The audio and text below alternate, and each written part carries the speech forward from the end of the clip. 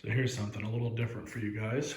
I recently picked this up because this thing is vintage and it's actually worth a good chunk of money. So I figured might as well pick it up, clean it up. I already washed it off with my power washer.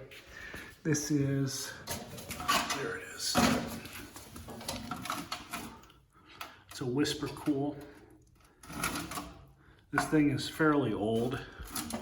I don't know that this particular company is around anymore. It seems to be okay. There's no noise coming out of the bearings. I know on the newer ones, from what I was reading, the newer ones can wear out fairly quick, but these bearings seem to be good and this thing's really quiet. You don't even hear it going.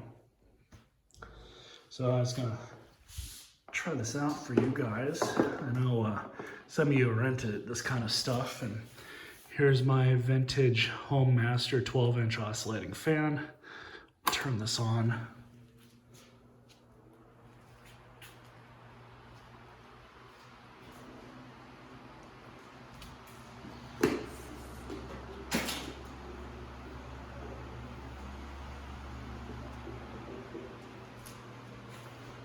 The fan makes more noise than this does.